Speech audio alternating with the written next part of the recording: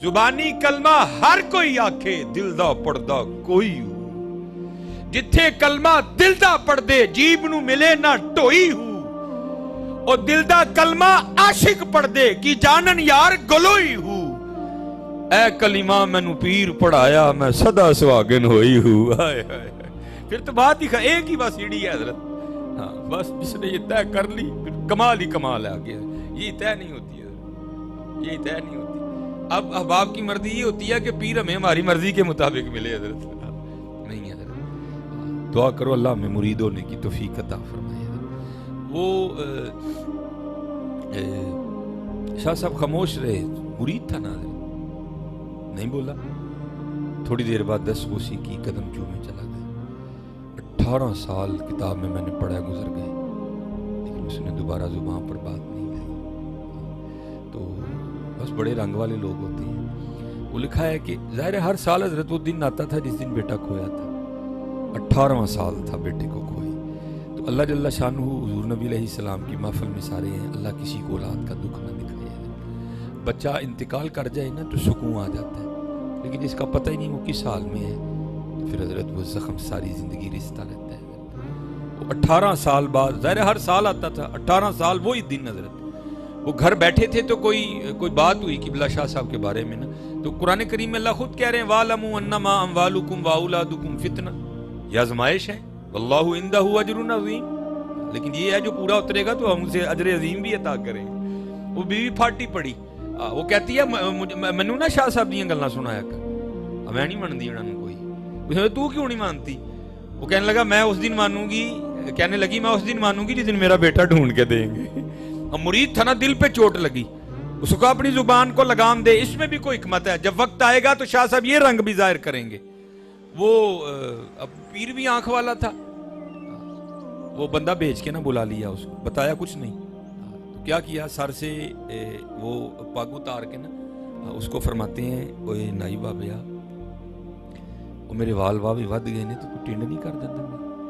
क्योंकि किताबों में लिखा है कि हज़रत शाह सुलेमान तूसी रहमतुल्लाह तआला टिंड करवाते थे।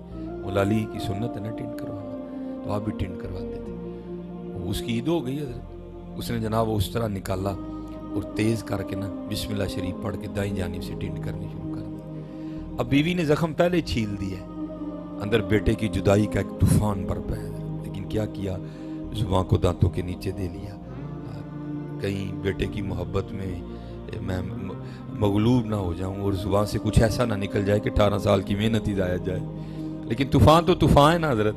जब उसको कोई रास्ता नहीं ना मिला तो उसने आंसुओं की शक्ल इख्तियार की और आंखों के रास्ते बहना शुरू कर दिया। तो क्या हुआ, ये आधी टिंड कर चुका था, ये साइड जो है ना सारी दाईं, ये मूंड चुका था और बाईं जानिब आने वाला था।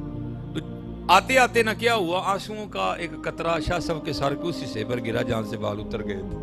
तो ना भी उतरते तो हजरत को फिर भी पता था अंदर चल क्या रहा, बहाना नहीं बनाना था ना। वो पीछे देखा तो मुरीद रो रहा है, उसको पूछते हैं तू क्यों रो रहा है? तो वो गालिब कहता है ना, ये कहाँ की दोस्ती है कि बने हैं दोस्त ना से, कोई चारा साज होता, कोई गम गुसार होता। आज 18 साल बाद मुर्शिद ने पूछा था रो क्यों रहा है, फिर तो फूट फूट के रोया ना। उसको कहते हो क्यों रो रहा है? अर्ज करता है 18 साल हो गए बेटा खोया, आपकी बारगाह में दुआ की अर्जी डाली थी तो आपने कलाम ही नहीं फरमाया, तो मैं भी नहीं बोला। आज पूरे 18 साल हो गए, आज के दिन ही खोया था।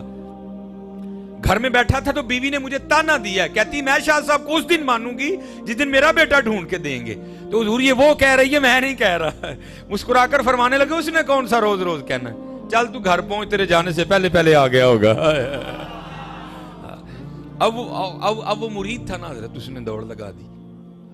लेकिन हजरत जी इनके साथ कौन दौड़ लगा सकता है? वो लगा सकता है इनके साथ दौड़? नहीं।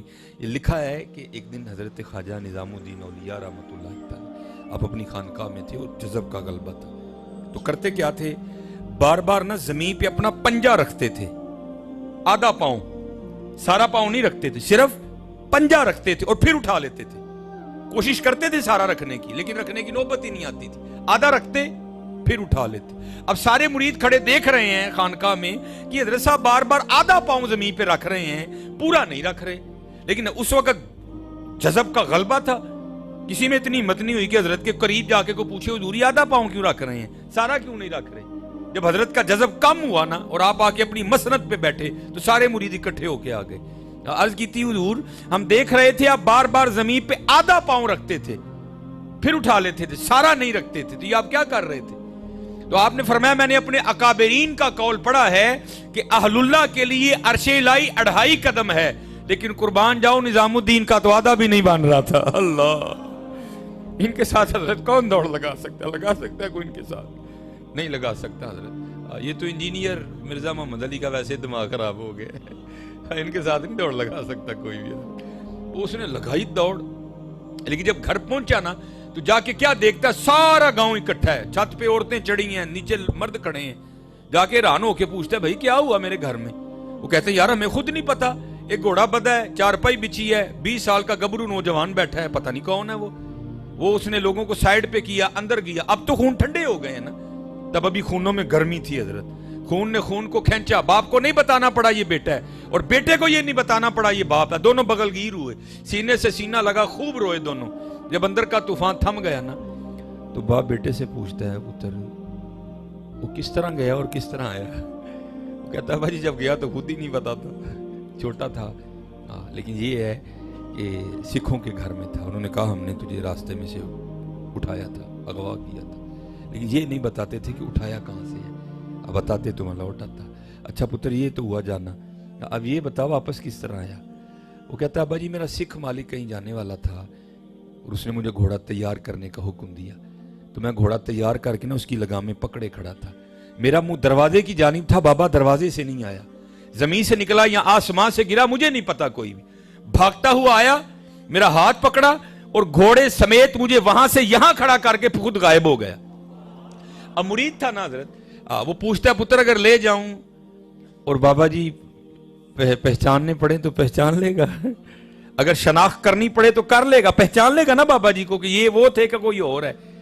تو آگے سے کہتا ہے ابا جی اور بابا جی اتنے سونے ہیں, اگر لاکھوں میں کھڑا کر دیں گے پھر بھی پہچان لوں گا, لیکن سب سے بڑی نشانی یہ تھی ان بابا جی کی آدھی ٹنڈ تھی, آدھے سر پہ بال تھے.